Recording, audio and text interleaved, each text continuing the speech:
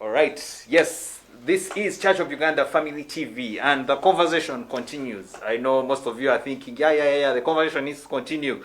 We need to know rejection. How do we deal with it, and how do we overcome it? If you've just joined us today, I'm joined with Mr. Drileba Daniel, who is an author, inspirational speaker, teacher, and many things that he does. And he's joining us today about his book here, Overcome Rejection. And we're talking about rejection. How do we overcome it? How do we move on? What does it cause? I've just found out that rejection can actually lead to death. Very, very interesting and very sad statistics there. But Mr. Daniel, again, thank you so much for joining us today. Thank you. Yes, I want us to now as if zoom into different areas of our lives where we have experienced rejection. In the book, you discuss all these areas. You discuss socially, financial, emotional, spiritual, mental, and I want for you to just snippets of all those parts, and particularly if you reach, I don't know where relationships fall, either in social or mental. All of them. Yeah, but yes, it actually cuts across. It cuts across. Yeah. Yes, and maybe specifying particularly on relationships, because that's where I want to think most rejections come from. Our relationships with our wives, with our families, with our workmates. The relationships. The reason I feel rejection is because I have a relationship with you, Daniel, and you're my friend, and you come to me and you're like, no, Byron, I don't want you to be my friend because either of no, it's impossible. You never come back, never call me again. Never call me it is again. Over. It's done. Rejection. Yes. Yeah. Delve into all right. it. Let me pick it from the broader perspective of the whole side of relationships. I discovered that I struggled in my relationships. At all fronts, because of the spiritual background. This may sound funny, but dealing with that takes one person to be able to deal with the foundational issues that controls the family. My dad is a reverend, and he just retired last year from West Nile. And by the time he decided to get born again, our family's foundational issues were based on two things: polygamy, polygamy, and subsistence farming. Without education, without anything else. So as long as you are reaching 13, 14, 15, you are a girl, you must get married. If you're a boy, you must begin to produce. And the approach is, we talk about family planning, which is about child spacing. For our people then, child spacing was about spacing children in different places. So that you can have one distance, you have one in Mbarara, you have one in Masaka, so that you can have many children. Because naturally, by then, our people were fighters. Even up to now. But then, though the wars have reduced, but these are guys who used to fight with the bows and arrows. That's why if you check around, most security guards who are using bows and arrows are from our ends, because they know how to work it well. Now you realize that because of that, every family was encouraged to have many children, to grow the army base when it comes to during the time of wars, where clans are going to fight using bows and arrows and spears. So when my dad refused, because growing up in a family where you have an old man who has his 13 wives is not a joke. 13 wives. And these are the official wives, without those ones out who didn't come home. So everything, even when I was growing up, because I grew up fully in the village, I was even told, you need to produce early, you need to do things when you're still young, fire, you need to, not having a girlfriend in P6 is a crime. And even going up to P7 is not allowed. As a matter of fact, education wasn't valued, Christianity wasn't valued, everything was about polygamy, and producing to whom it may concern. Even if You don't raise them, just produce and bring the children home. Now, that has been the thing that controls. Yeah. So you see that dealing with that became so when I came up to say, you know what, I should be able to break this, I should be able to wed and marry, it became an abomination. Okay? Because of the spiritual background. How you grew up. How I grew up. Now, every family has a backbone where they lean to. Every home. There are families where rituals are performed even till now. And these rituals are to reinforce the decrees. Okay? Now, when you get to the Bible and you read the story of 1 Kings, chapter 2, the story of Shimei, from verses 36 and onwards, it is the same thing. Where Shimei was told by King Solomon, build your house here, don't go anywhere. The day you move out, you are a dead man. So many people have been confined spiritually by decrees and the agreements and the covenants where they are not supposed to break any boundary. So they are supposed to be living in a confined, specified place. Okay? So dealing with that takes place. You only need to get to a place where you break that kind of old covenants, the decrees that were there, that has been controlling the family. Spiritually. You can't fight a spiritual battle with the carnal weapons. Okay? So when I go to understand this, I'm like, you know what, I'm a Christian. So some of those things will not, I need to deal with them. So it took me time to deal with those foundational issues, to break them through prayer, through fasting, through believing the word of God for what it is. So that is how I was able to deal with those foundational issues. And it's from there that I got the breakthroughs. To give you a simple thing here, I have people, because our great-grandfather, even after our grandfather had decreed, none of his children should leave West Nile. None of the offspring should leave West Nile. They should stay there. Stay there. Many of my people who have tried to escape Arua to come to Kampala, when they reached Kampala, they fell sick mysteriously. They were taken to the hospitals, they were checked, nothing was wrong, but they were deteriorating every other day. They were getting ill every other day. So they were advised, you know what, instead of transporting a dead body from Kampala to Arua, it is expensive. Get this guy to the bus, take him back, let him die from Arua. Guess what? On reaching Pakwach, the guys began lifting the head. Reaching Arua, he was okay. They came out of the bus themselves and walked home. Okay? And when I go to hear that, those stories, that's when I began to dissociate myself from those decrees. I began to pray against those decrees. That is how I was able to break those decrees and the covenants. I've been in Kampala, I've been in Masaka for the last 11 years. I'm okay, not falling sick. You know, things have begun falling in a place. Why? I was able to deal with those foundational issues. So people should go back and deal with them. What are some of those things that are controlling your family? Dig deep down. Chances are, if you're out there, for example, if your grandmother was a single parent, your mother became a single parent, chances are you are the next one. Because it becomes generational, it begins flowing. There are families where debts become generational. The great-grandparents left debts to the children left debts to the children, and it is continuing. Instead of leaving wills, they're leaving bills. There are families where alcohol has become the order of the day. Okay? So alcohol controls the family. So if you don't drink, you are opposed and you are rejected. Just because that has been the norm. So dig deep down in your family tree. What are those things that are controlling your family? What covenants are controlling the family? What agreements were made? From the financial point, from the spiritual, from looking at social, marriages. How emotional. are marriages in your family? Chances are, most of the girls are single mothers, or they come back home, or the marriages are just for convenience.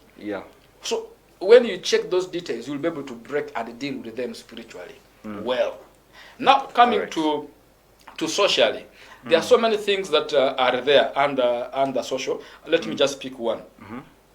The issue of responding is crucial in dealing with responding to rejection. Okay. Now, you know, many people react to rejection. let me just reacting and responding are two different things. Different things. Have you ever gone for a meeting, and in this meeting, then there was an item on the agenda, reactions. How has been the tension in that room? Yeah. When people come for reactions, they come to react. Come to really and react. The result of reaction is negative. But when you respond, the outcome is positive. Yeah. Let me just read. Maybe we can just look at this. I just want to give this simple example. Sure thing. Imagine a young man in a relationship with a lady ready to marry, being rejected by the fiancé, and she goes for another man. Okay? It is common for such a young man to react to the situation either by, one, committing suicide, two, murdering the lady and the new man, and also killing himself, three, hatred towards the lady, four, insults and blackmailing the lady, five, getting into another relationship just to prove that he is very hot and hasn't lost anything. Trying to prove that, I'm fine, I'm okay without you. Actually gets a hotter babe. To just to counter what the fiancé did. Or goes into excessive drinking. Or drug abuse of all kinds. Yes. Because the young man is reacting. But then all of these reactions lead this young man to hurt himself more instead of offering solution to the situation. But now let's see when this young man responds. In the case of the young man who was rejected above, the best course of action when he's responding is, number one, he will begin to analyze what is the root cause of the rejection. What has caused this? Number two, find out if he contributed to the rejection. Number three, make effort to change the negative contributions that might have led to the rejection. Number four, if he didn't contribute to it, then maybe they were not meant to be. And then, if it is a spiritual issue, then he deals with it through prayer. Okay? So, when you respond, you become analytical. You are analyzing this thing. What has caused this? Is it my contribution? Did I do anything wrong? How can I change this? How can I change the affairs? What can I do next? How can I make it better? Next time. So that if Jenny goes, you don't say, I will never marry again. Never. I will never marry again. I will never date another person again. It is only one. I will never do this again. Okay, if she has gone, she has gone. It takes back to the coin, the perspective. Respond, don't react. Respond, don't react. Don't react. That's a very interesting. Okay. Now, financially, there are only two things that you can do. Okay. Work smart. All right. Not hard. No, there is a confusion I want to bring out here. Normally, people say you need to work hard, and people look at hard work as hard labor. Okay? You will hear ladies say, I want a hard-working young man, but they will reject and deny any approaches from bricklayers. And yet builders, the bricklayer and the builder is a hard worker, works the whole day under the sun. They prefer the guy who sits in an office AC. Okay. And now, what hard work is that? Now, it is about working smart. Now, when you work smart, this is the thing. You analyze the idea of what you're working on. Then you look at, okay, what 20% effort do I need to get 80% result? Otherwise, if you're working hard, you may do 80% of the work and then 20% of the result. Then you choose for yourself. Which one works?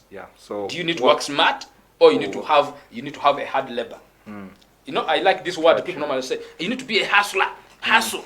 But then at the end of the day, okay, are you working smart, or you're just working? Or you're just working. You are just on a hard labor. That the second bit is growing your gift and your talent. When you grow your gift, even if you are very ugly to the people, if you grow your gift and you are gifted in something and you grow it, you improve on it, and you give the example of JJ Okocha. JJ Okocha. You are paid a lot of money just for your talent to play, or maybe to sing, or maybe to to paint. So that he changed his because of his talent, because he recognized of the talent, it. Even though they called him black monkey, you grow your talent. He moved on. With that talent comes huge incomes. Of course, if you are broke, no one wants to be near you. Yeah. As long as you have some cash. Yeah. Even if you're not good looking. Yeah. Even if you are the celebrity of today. Yeah. You will always get the hottest babes in town. You know. So that is financial. Yes. Mentally, you need to invest in yourself. Invest in the mind. Yeah. Invest in your mind. By Mr. Daniel's book, Invest in the Mind. When you invest in your, when the problem we have, people look at investments that are physical, where somebody can see. But the best investment is the investment in the mind. Yeah. That's why the Bible talks about the renewal of the mind. Yeah. Continue. That is what we will deal with last, I think. Yeah. Let me leave it for last. In fact, because it is it should be like the next thing. Now, emotionally, I want you to forgive yourself. Okay. Forgive yourself and others. Now, when you look at that book there, I intentionally put that forgive yourself and others. I began with yourself because you can't forgive others unless you have forgiven yourself. Yeah. It was my fault. I wish I did not tell this guy a yes. I wish I did not even go, first of all. I wish I did not do this. You blame yourself to a place where you see there is nothing good that can come from you. Yeah. Okay. But when you forgive yourself, then you let go. That's when you can raise yourself out again. Forgive yourself. Forgive those who have hurt you. Of course, there is some simple assignment there of dealing with that, so that you're able to forgive yourself. You're able to know and because if you don't forgive yourself, the pains, the belittling, the words, the hurtful things that were spoken by somebody to you, or even by your own self, they overweigh you. That explains why you can be in a place, before you know it, you just break down, you just begin to cry. Because of those things. Because of the emotional pain that are happening. Mr. Daniel, we're running out of time, but I wanted us to deal with way forward. How then do we move on way forward from this? There are things we use on daily basis. Okay? We use things on daily basis. I want to use things that we use on daily basis. Yes. Every one of us will use a toothbrush every day. Okay? We use a toothbrush every day. Every one of us will use a soap on daily basis. Yeah. That's why I carried one here also. also. Soap. And all of us will use pens at least every day to write some things. Yeah. Now, I want to use this thing that we use on daily basis to demonstrate. You also had a key? I also had a key. Yeah. We use the keys also as well. On daily basis. There are things that we use on daily basis. Yes. But then, I want to, for now, use these three. Now, looking at the three, let me give you this one, number one. Let me give you this as number two. Let me give this as number three. Okay. This is now going to deal with mentally, how to deal with rejection. And this one will deliver, this is what delivered me completely. Okay. Looking at number one, if we are using this on daily basis as number one, this number one represents our past. Okay. This number two, let me use it to represent our present. This number three is to represent our future. Okay. Now, what happened in the past is this. We quickly remember the things of the past. And because we have this, these are now the mindsets we have on daily basis. The mindset of the past, the mindset of the present, the mindset of the future. Now, on the mindset of the past, we quickly remember the things that didn't work. I've tried many times, things didn't work. Everywhere, it was like MTN. Everywhere I went, rejection. So I tried, I'm tired, enough is enough. You give up.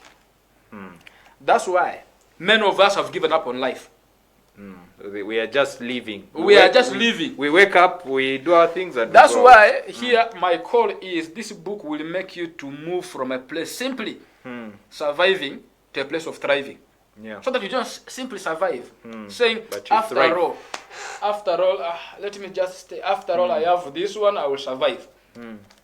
It is coming from a place of I tried and I failed. Therefore, enough is enough. We've given up. Coming to the mindset of the present, we are using this bar of soap every day to wash. Others use it even to bathe, you know. But then what happens is when we look at the mindset of the present, we look at the current circumstance. I really want to move on, but how? How do I move on?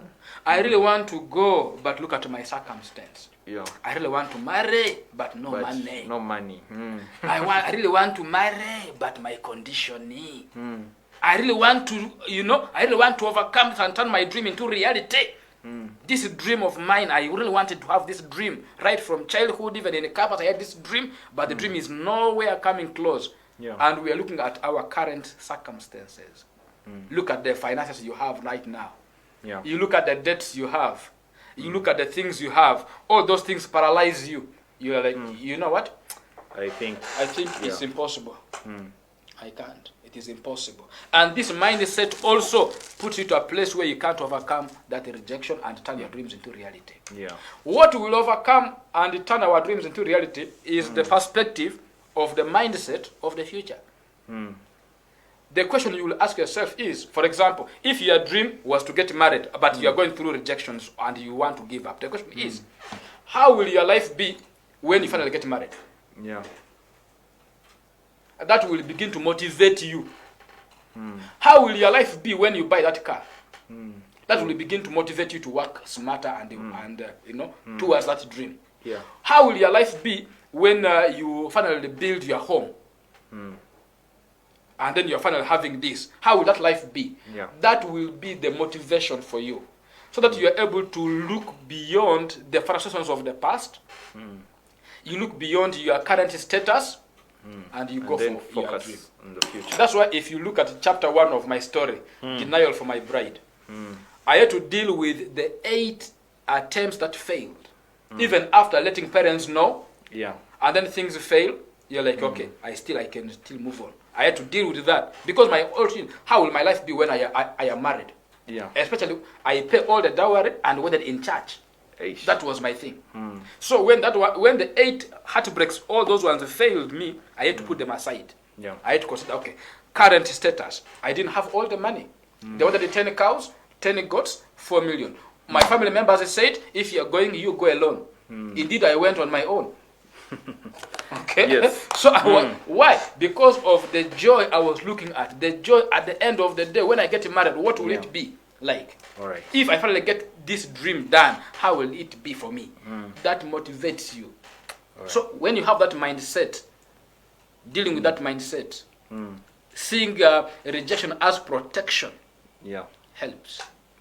All right. So that you know that I was denied this job, I was denied by this girl, I was rejected here, but all these were just protection to protect me to what I am now in. To what I'm going To what I'm I going have. to ask.